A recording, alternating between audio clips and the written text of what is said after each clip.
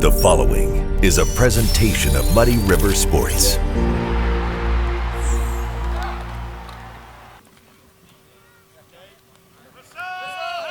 The Muddy River Sports Countdown to Kickoff Tour has roared now into America's hometown, right here at the home of the refurbished and absolutely beautiful Porter Stadium, as nice a football facility as you will find anywhere in the state of Missouri right now. Not only that, the team calling it home has a chance to really christen this thing the right way. 18 starters back, and the Hannibal Pirates are unbelievably loaded and incentivized to make this new home something very, very special in its inaugural season. If you look at it, it is about 3 times the size of the old one, and hopefully it'll bring out more of our community here to watch us and get us fired up for the games. I'm really excited to play here, and you know, Hannibal always has a good home crowd. I'm excited to play in front of them and give them a good show. Well, it's great. Like, it's our last year in conference. We're getting kicked out, so we're wanting to get the conference champion. New stadium looks great. A huge senior class, biggest we've had in my all 4 years. So this is the year. I think with the team we have now and like our chemistry we got going, I think one final bang, you know, for us seniors, I think it'll be a good season this year. You know, there's a chip on their shoulder. I can tell you that right now.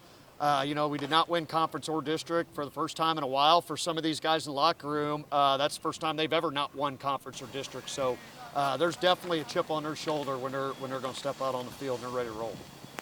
And yet this Pirate team seems uniquely empowered to make up for last season's missed opportunities. For starters, no Hannibal squad in the last decade has better passed the eye test up front, where one glance at a Nick Thomas, a Patrick Arthod, or a Trey Hoskins demonstrates just how well armed Jeff Geschwinder's crew is to play power football this fall. Yeah, definitely. Our O-line's been really good this year. They're all big. It's just helping me out. They're opening up them holes, and I'm just hitting them and doing what I'm supposed to do. It really is. You know, and it puts a little different attitude in some of our guys too. You know, those guys up front, they have that mentality to get off the ball and we're just going to beat you one-on-one.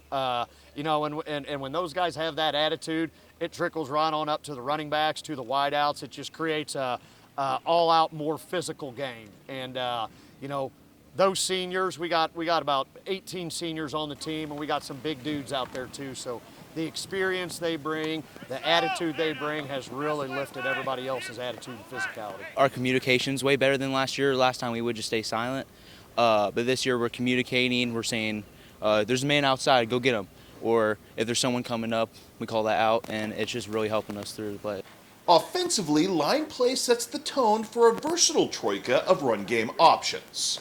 Darian Washington, who had a hand in 11 total touchdowns last season, is the best-known commodity there, but Cade Hoskins and pulse quickener Landon Essig give Hannibal plenty of mix and match.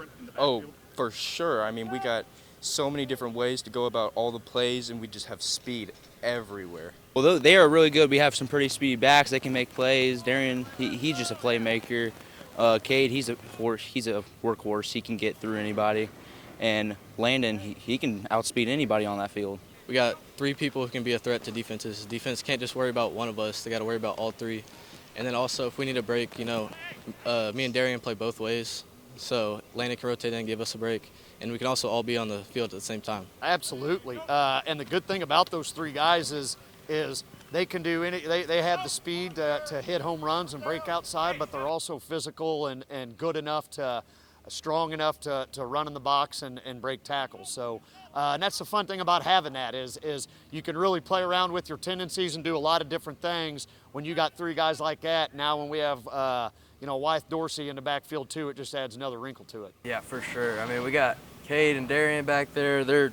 They go together really well, you know. They're both really physical and fast and just good on their feet, you know, and that wins games right there. The tight end room for Hannibal, with Trey Hoskins and Alex Arthod in play, is as good on paper as it has been in Jeff Geschwinder's tenure. Yeah, definitely the most tight ends we've had, but I'd say, yeah, we've got some tight ends that we can play with. So, and again, that's more fun things to let us play around with. Hannibal boasts a deep group of wideouts vying for reps, led by Reed Holliday, for new quarterback Wythe Dorsey to work with. Obviously, graduating a 3-year starter of Waylon Anders' caliber at the most important position on the field creates preseason questions about what quarterback play will look like. The ease with which Wyeth Dorsey has silenced those doubts speaks to just how special he could become in that role. Well, he's a leader, and he's been a leader since he came into the school, and he knows what he's doing. He has a go in him. He puts the work in, and I mean, he's a smart kid. No, Wyatt's been great. I mean, he's had great reads. He's good at running the ball, throwing the ball. He can just do everything. He's good. Yeah, you know, and credit to Waylon because he was just as much a coach out here as he was a quarterback. And when you got a quarterback like that for 3 years, you know those dudes underneath him are going to be ready to roll, and Wyeth has proven that already. I mean, he's coming in sharp. He already understands everything, understands all the motions, and the defense is starting to slow down for him, and he's really starting to be able to pick apart defenses pre-snap. At the risk of casually dismissing those previously mentioned assets, the real genesis of gridiron excitement in America's hometown is a defense already drawing on-paper comparisons to the program's legendary 2021 squad.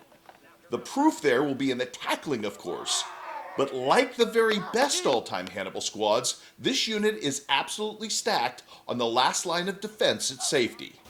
Yeah, I mean, it's really important because if a safety makes a mistake, it could be a touchdown, and then you end up losing the game. And me and Wyeth together, you know, we just have good chemistry.